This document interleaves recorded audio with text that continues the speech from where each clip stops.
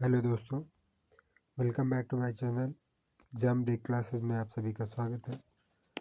जैसा कि आप लोग जानते हैं, हम लोग पॉलिटी की सीरीज चला रहे हैं, जिसमें हम लोगों ने प्रस्तावना के 2 पार्ट देख लिए थे। अब ये प्रस्तावना का लास्ट और आखिरी पार्ट है, जिसमें हम लोग प्रस्तावना को आज कंप्लीट करेंगे। तो प्रस्तावना की पिछली क्लासेस में हम लोगों ने देखा था कि एक बार रिविज़न कर लेते हैं कि प्रस्तावना की पिछली क्लासों में हम लोगों ने क्या देखा था।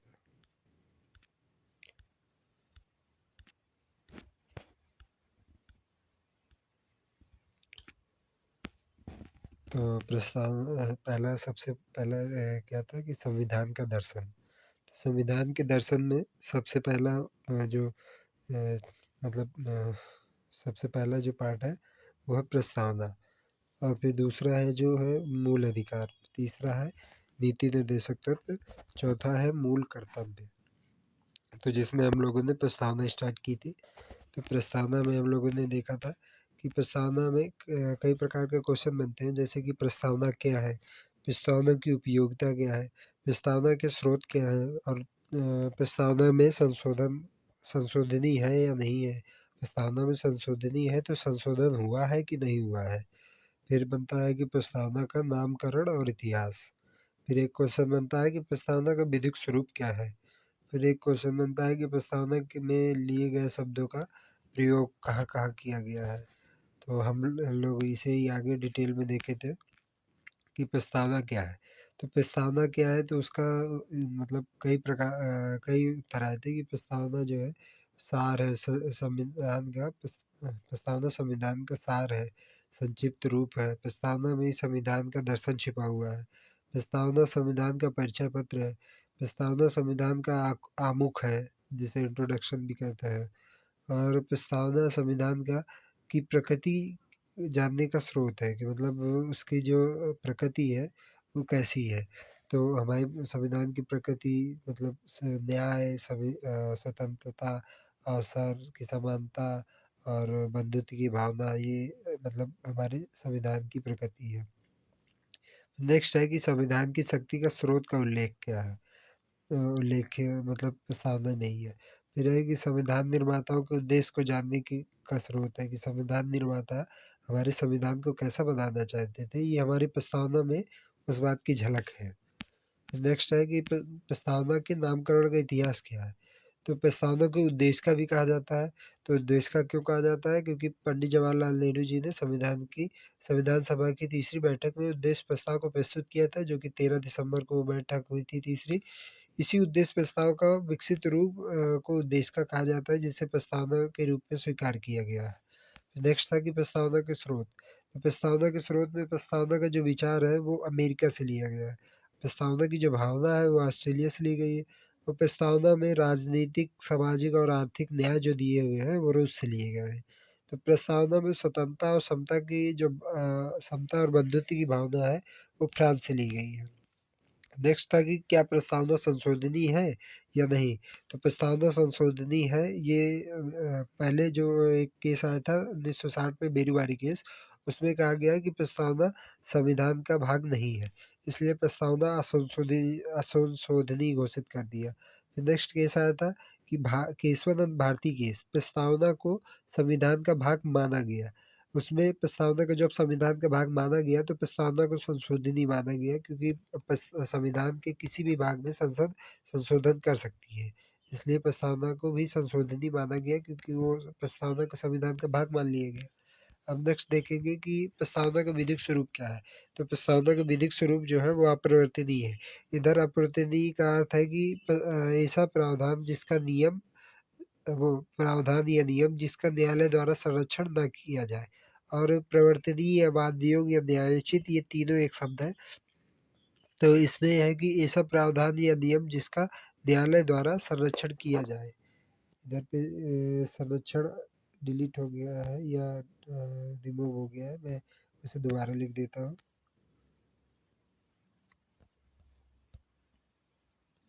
संरक्षण।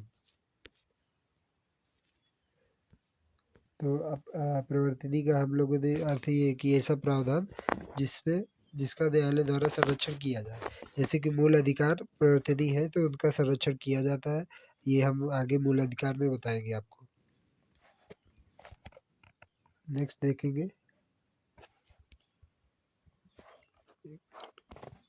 हाँ नेक्स्ट में है कि प्रस्तावना में लिखे गए शब्दों का अन्य स्थानों पर प्रयोग। तो सामाजिक, आर्थिक एवं राजनीतिक न्याय आगे चलकर इन्हें नीति निर्देशक तत्व के अनुच्छेद 38 में राज्य के कर्तव्य के रूप में रखा गया है।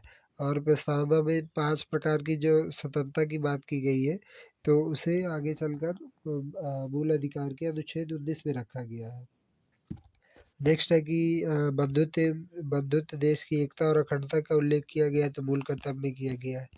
नेक्स्ट देखेंगे कि प्रस्तावना में संशोधन। प्रस्तावना में संशोधन 42वें संविधान संशोधन में हुआ था एक बार। उसमें 3 नए शब्द जोड़े गए हैं, समाजवाद, निरपेक्षता और अखंडता। और प्रस्तावना में संशोधन केवल 368 की विशेष बहुमत की प्रक्रिया से ही की जा सकती है। प्रस्तावना में संशोधन आधे राज्यों की सहमति की कोई जरूरत नहीं होती है।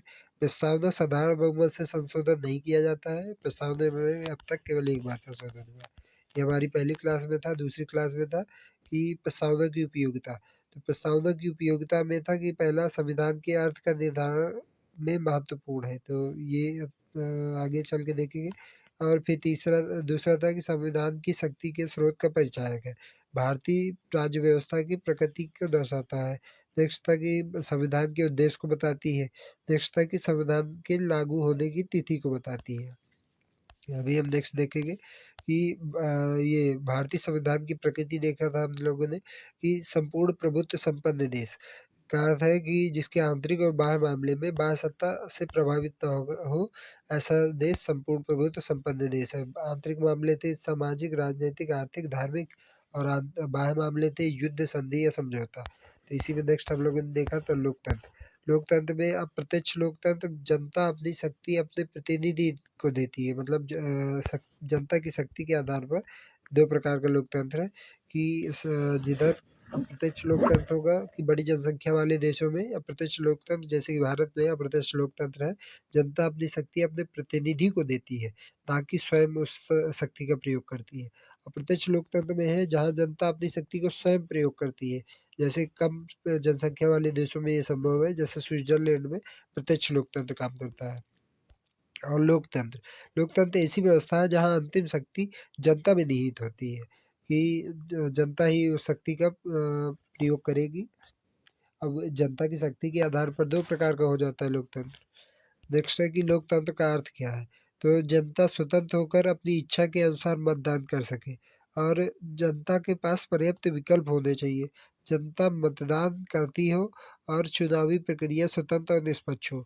ये चारों पॉइंट जो है वो एक स्वतंत्र लोकतंत्र के लिए बहुत ही आवश्यक पॉइंट है, और हमारे एग्जाम के लिए भी। पथ निरपेक्षता, पथ निरपेक्षता का अर्थ है कि राज्य सभी धर्मों के साथ तटस्थता का व्यवहार करेगा। तटस्थता का अर्थ है कि जहाँ ना कि वो मतलब एक धर्म को प्रायोरिटी नहीं देगा। तो हमारे संविधान में तो बहुत कुछ लिखा है, मगर रियलिटी में बहुत ही अलग, मतलब सोसाइटी काम करती है, या बहुत ही अलग तरीके से काम चलता है देश में, मगर संविधान में बहुत कुछ लिखा हुआ है। तो नेक्स्ट है कि धार्मिक राज्यों की तरह धर्म का सहयोग नहीं करेगा, और धर्म विरोधी राज्यों की तरह धर्म का विरोध करेगा नहीं करेगा, मतलब और धर्म में तटस्थता की भावना रखेगा कि सभी धर्मों को एक समान नज़र से देखेगा, एक समान भावना से देखेगा कि सभी धर्म देश के लिए एक बराबर हो। तो नेक्स्ट है समाजवाद। तो समाजवाद 42वें संविधान संशोधन 1976 में समाजवाद को जोड़ा गया था। ये मूल संविधान में नहीं था। हमारे संविधान में समाजवाद जो दिया है वो गांधी और नेहरू का समाजवाद है, ना कि कार्ल मार्क्स का समाजवाद। गांधी और नेहरू के समाजवाद में अंतर क्या है, तो देखेंगे कि लक्ष्य दोनों का एक ही है कि अधिकारों की प्राप्ति, मगर साधन दोनों के अलग अलग है। साधन गांधी और नेहरू का है कि अशांति और शांतिपूर्ण होना चाहिए, अहिंसा और शांतिपूर्ण होना चाहिए। और कार्ल मार्क्स का है कि लक्ष्य अधिकारों की प्राप्ति उसकी भी है, मगर साधन जो है वो हिंसात्मक भी हो सकते हैं और अशांतिपूर्ण भी हो सकते हैं। और इसी हमारे समाजवाद को ही परिभाषित करने के लिए डीसी नकारक केस आया था 1992 में। उसमें कहा गया था कि न्यायालय ने भारतीय समाजवाद को गांधी एवं नेहरू के एवं कार्ल मार्क्स के समाजवाद को मिश्रण कहा है, जिसमें ये गांधी एवं नेहरू की विचारधारा की ओर झुका हुआ है। तो समाजवाद में जो है वो उसका अर्थ है कि जीवन के स्तर को ऊपर उठाया जाए, आय की विषमता को कम किया जाए, सभी वर्गों का कल्याण किया जाए। और नेक्स्ट हम लोगों ने देखा था कि गणराज्य, ऐसा देश जिसका राष्ट्रीय अध्यक्ष वंशानुगत न होकर निर्वाचित हो, चाहे वह प्रत्यक्ष निर्वाचित हो चाहे अप्रत्यक्ष निर्वाचित हो।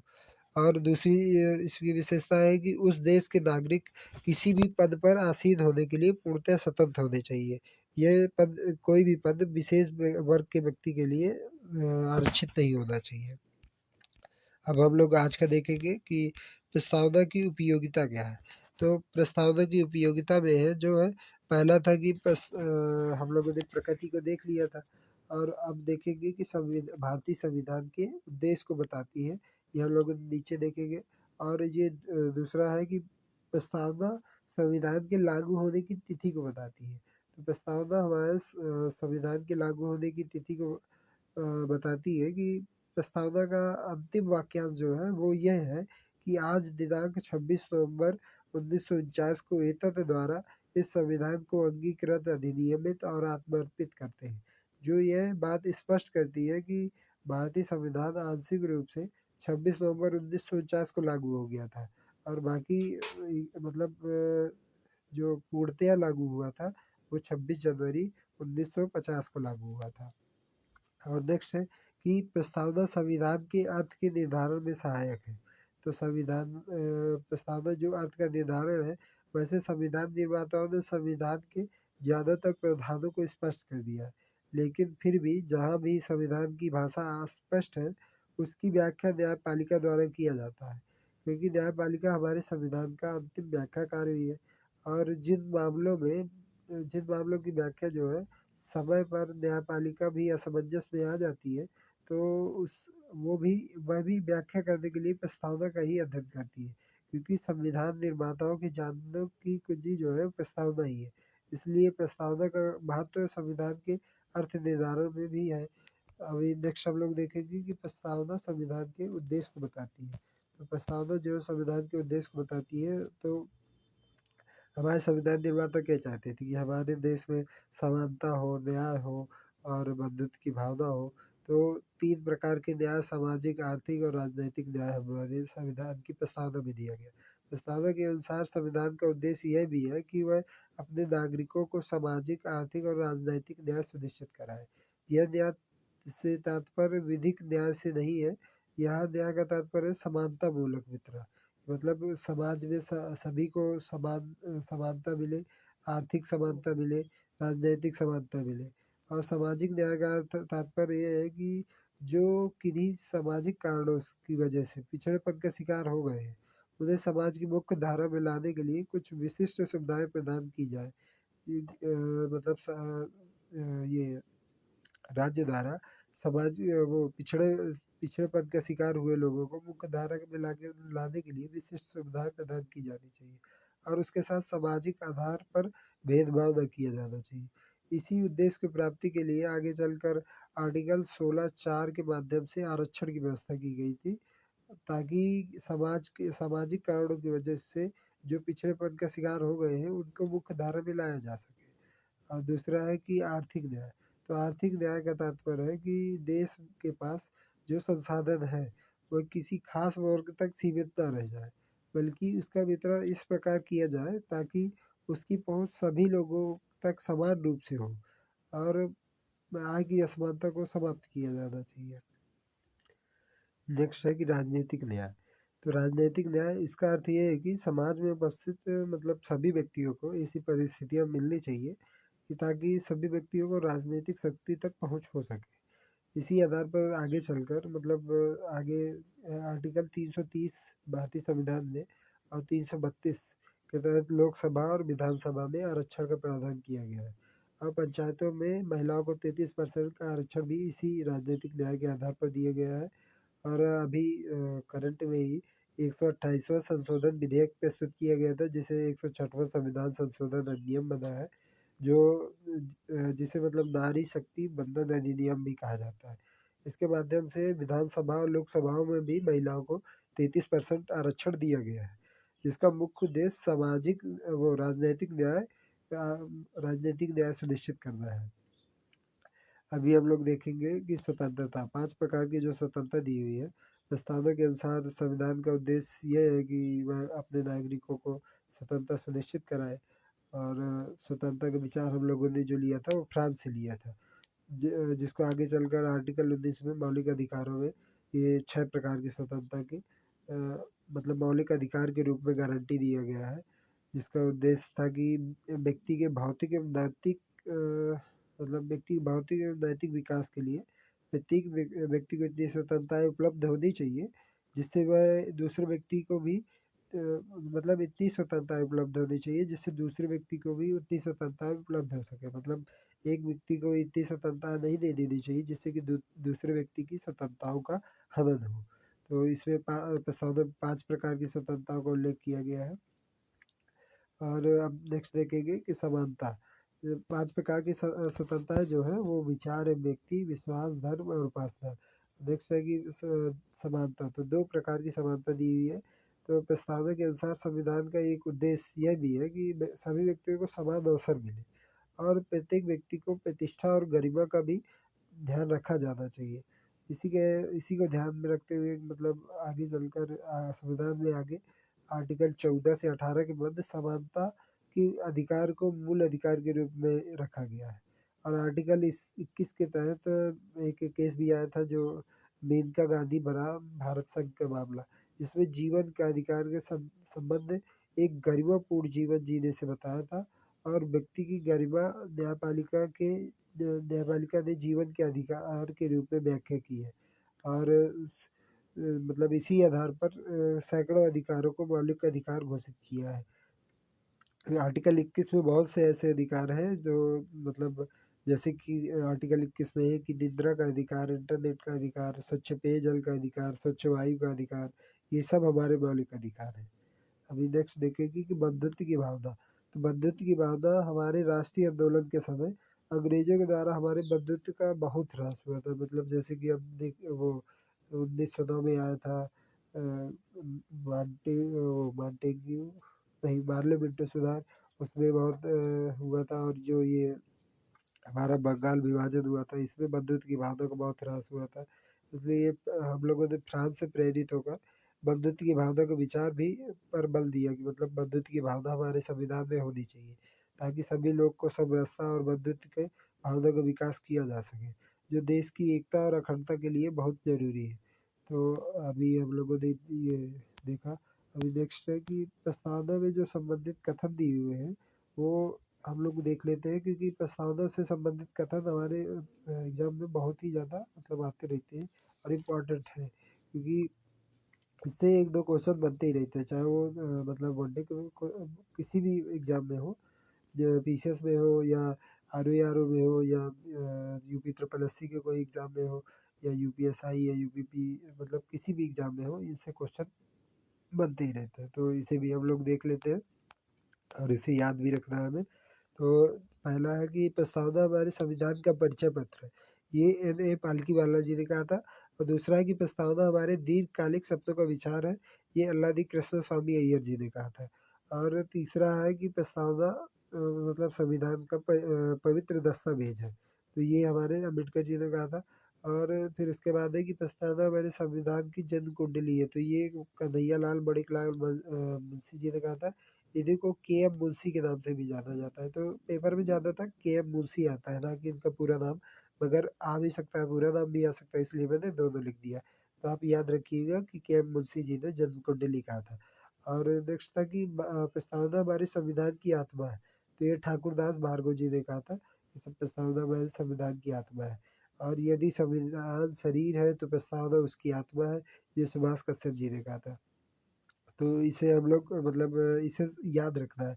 आप किसी भी तरीके से याद रख सकते हैं कि मतलब ट्रिक बनाकर कि जैसे कि ये दीर्घकालिक शब्दों का विचार, तो आप अपने हिसाब से कोई भी ट्रिक बना सकते हैं कि लोग अल्लाह के पास जाने के सपने देखते हैं या ऐसे मतलब कोई भी अपना बना सकते हैं अपना स्वयं का।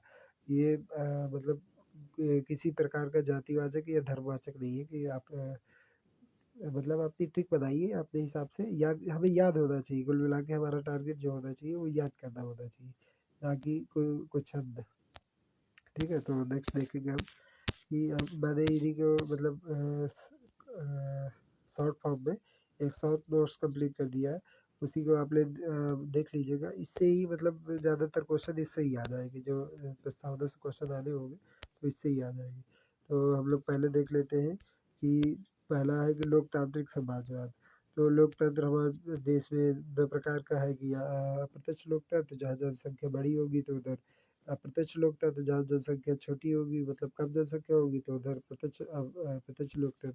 दूसरा है कि प्रस्तावना के तत्व। तो प्रस्तावना में तत्व तीन तत्व, मतलब प्रस्तावना के जो तत्व है तीन जगह हो गए हैं, मतलब व्याख्या विस्तार जो है तीन फंडामेंटल राइट में भी प्रस्तावना के तत्वों का है कि स्वतंत्रता जो है वो फंडामेंटल राइट में है, समानता जो है फंडामेंटल राइट में है, और डीपीएसपी में जो है नीति निर्देशक तत्वों में तो वो है न्याय, सामाजिक न्याय, आर्थिक न्याय, राजनीतिक न्याय, ये सब राजनीति नीति निर्देशक तत्वों में चले गए हैं। और जो बंधुत्व की भावना है वो हमारे फंडामेंटल ड्यूटी में चली गई है। और नेक्स्ट देखेंगे कि संपूर्ण प्रभुत्व संपन्न, मतलब आंतरिक और बाह्य निर्णय लेने के लिए स्वतंत्र होना चाहिए उस देश को, जो वही देश संपूर्ण प्रभुत्व संपन्न देश कहलाएगा। नेक्स्ट है कि केस वो मेरी बारी केस 1960 में भारतीय संविधान का प्रस्तावना को संविधान का भाग नहीं माना गया था, तो असंशोधित घोषित कर दिया गया था। ये इधर देखिए। और फिर नेक्स्ट केस आया था कि केशवदत्त भारती केस, तो उसमें संविधान का भाग माना गया था। तो एक मिनट, हाँ संविधान का भाग मान लिया गया था, तो उसे फिर नेक्स्ट संशोधनी माना गया था कि अब प्रस्तावना भी है जो संशोधनी है। और जो हमारे संविधान में पंथ निरपेक्षता है तो वो एक सकारात्मक पंथ निरपेक्षता है, नकारात्मक पंथ निरपेक्षता नहीं है कि मतलब धार्मिक कार्यों को रोकने के लिए राज्य कार्य करेगी। हाँ धार्मिक कार्य तब रोके जाएंगे जब मतलब पर्यावरण को प्रदूषण हो रहा होगा या लॉ एंड ऑर्डर मेंटेन नहीं हो पा रहा होगा, तब धार्मिक कार्यों को उन्हें मतलब सीमा, अपनी सीमा में रह के कार्य करने के लिए निर्देश दिए जाएंगे ताकि पूरी तरीके से रोका जाएगा।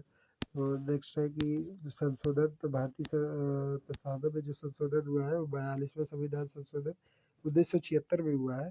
तो संशोधन केवल 368 की विशेष बहुमत की प्रक्रिया से हुआ है, ये सब आप लोगों ने ऊपर देख लिया। उसमें 3 शब्द जोड़े गए थे, समाजवाद, पंथनिरपेक्षता और अखंडता। तो ये सब आप लोगों ने देखा है। और ये जो विधिक स्वरूप है वो भी आप लोगों ने देखा है कि विधिक स्वरूप वो अपरिवर्तनीय है हमारे प्रस्तावना का, कि उसे लागू नहीं कराया जाएगा मतलब। और नेक्स्ट है कि कथन कथन अभी हम लोगों ने देखा। और जो ये ये भाषा दी हुई है वो ऑस्ट्रेलिया से ली गई है। प्रस्तावना का विचार जो अमेरिका से लिया गया है। न्याय जो 3 प्रकार के, सामाजिक, आर्थिक, राजनीतिक, उसमें ये रूस से लिए गए हैं। और ये स्वतंत्रता, समता और बंधुत्व की भावना जो है फ्रांस से ली गई है। और गणतंत्र जो है वो राष्ट्र अध्यक्ष निर्वाचित होता है। तो ये हम लोगों ने पूरा आज प्रस्तावना खत्म कर ली है। अभी हम नेक्स्ट क्लास में मूल अधिकार देखेंगे। तो ये पीडीएफ में आप लोगों को टेलीग्राम में डाल दूंगा, तो आप लोग देख लीजिएगा। और अगर आप लोगों को थोड़ा भी समझ में आ रहा है तो प्लीज़ मतलब सब्सक्राइब कर लीजिएगा, लाइक कर लीजिएगा, क्योंकि बहुत मेहनत लगती है लिखने में। तो देख लीजिएगा आप, तो अगर आपको समझ में आता है तो देख लीजिएगा। और सब्सक्राइब कर दिया और कमेंट करके ज़रूर बताइएगा। अगर समझ में नहीं आता है तो आप कमेंट करके मुझे सजेशन ज़रूर दे दीजिएगा कि मतलब क्या गलतियाँ हैं और मुझे क्या सुधार करना चाहिए। तो थैंक यू। मिलते हैं हम नेक्स्ट क्लास में। और आप लोगों ने देखा इसके लिए बहुत बहुत धन्यवाद। अगर आप लोगों को समझ में आ रहा है तो मेरा पढ़ाना थोड़ा सा मतलब सक्सेसफुल है।